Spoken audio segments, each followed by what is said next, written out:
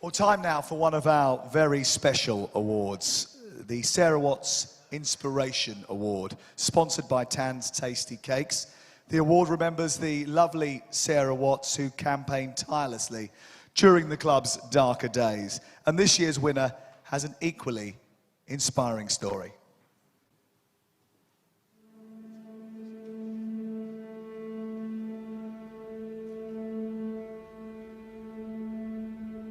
So we lost James on the 15th of October 2013.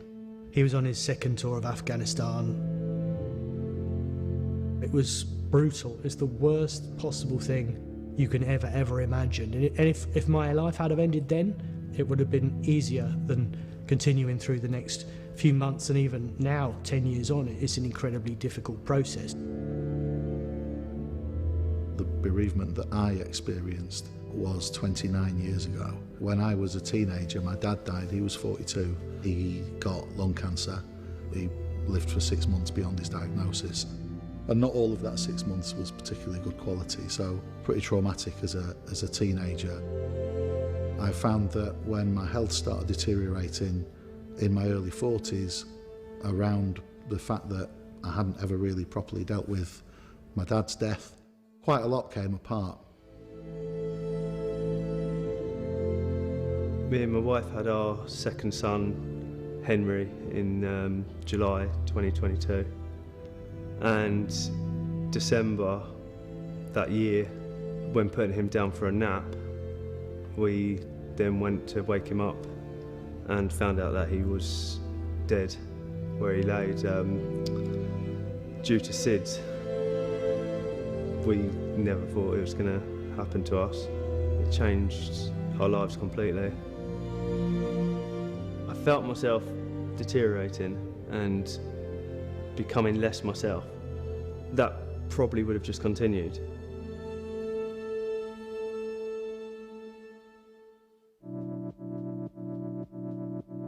Four years after James died, I was diagnosed with prostate cancer. It didn't bother me in the slightest. I wasn't concerned, and I only found that purely by chance. When I did SAS Who Dares Wins, I had some healthcare issues which the doctor picked up in the jungle. I kind of think of it as a little bit of an incidental, but I also knew at that time that that's not healthy. Quickly after the show, I met a guy called Dan. His wife was murdered. We got together and we wanted to provide some sort of support for people like us who'd been through this sort of trauma. We put together Strongmen, initially just to take groups of guys away, camp on our weekenders, climb mountains, do zip wires, go to the pub, but just enjoy people's company, because guys are so difficult to get engaged and get involved with stuff. What Ephraim did, he looked at how men best communicate with each other. So if you get two men doing something, or a group of men doing something purposeful, before you know it, they'll be chatting away about everything. That was the support that I liked and I craved, so what we've just done is use that for everybody else. It allows you to kind of talk more freely and openly when maybe you might not have done with friends or family at home. I think if you asked my wife and my children, they would definitely say that there's been a change in me. I'm much better for them as a husband, as a parent. It's like a release for me, going on to a weekender and expressing all this emotion. When you see the impact it has, that is the most rewarding thing. When you see the people it's helped and their families, and we have saved people's lives. So I've got previous connection with Ephraim. He's always been a great guy. He's always been someone you can rely on. He's always been great fun, creative. He's brilliant with everyone. A charity like this needs someone like him in charge. So focused on wanting James's legacy to be positive for so many people. To be able to say that this charity has saved people, has helped people, is a great legacy to him. If you take your eyes off the prize, a situation like his can completely destroy you, and he turned it around and he's managed to get himself through that whole trauma and then go another step and now be benefiting other people as well. I love that, and I love being a part of it.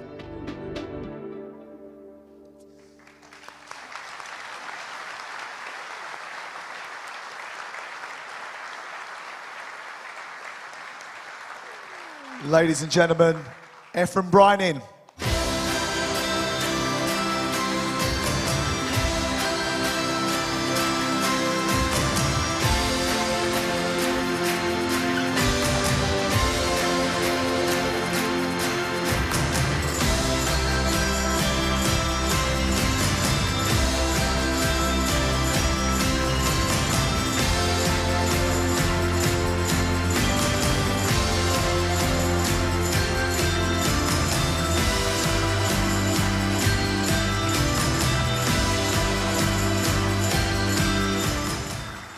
First of all, I should mention that Michael and James, who appeared in that package, they're here with us tonight as well. So thank you both for having the courage to share such painful experiences with us as well.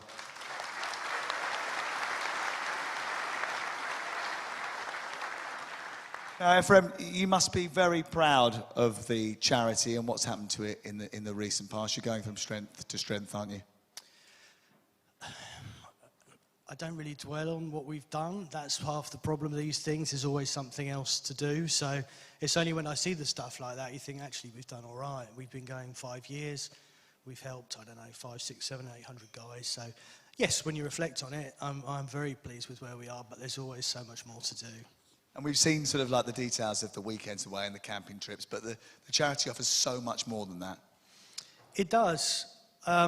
Empathy, understanding, brotherhood, it's that sort of stuff. We have calls every week. We had a call today from a guy who was considering taking his own life. He lost his mum recently. A couple of weeks ago, a guy's wife died in bed next to him. She was pregnant. To be able to help people like that is fantastic. It's cathartic for me, but it's not an easy process. Anyone that's ever been involved with a charity, you're juggling many plates at one time. It's all about awareness, funding, helping more and more people. But yeah, it's a great thing to be involved in. It's amazing work that you do. I know that everyone appreciates it, and people that have been on those trips with you and have consulted you and asked for your help is a key thing for them, and you've helped save so many people's lives probably in the time that you've been using the charity and allowing it to use your son's name as well, because we got the Fan of the Season award coming up a little bit later on. It is named after your son. I wondered what he would think about what you've accomplished. I don't know, if I'm honest. A little bit embarrassed. I've got no idea. I mean, I don't know. I really don't know. Hopefully he'd be pleased with where we are with stuff. I mean, this is his club. We're associated it through his legacy. So to see that used in the right way and used in the spirit of him, football's a great thing. James was in the forces, but I reflect whenever I come to stuff like this. James played against Chris Smalling for Horsham against Maidstone. When you think how their lives took completely separate paths, you realise that sometimes life just changes in the blink of an eye.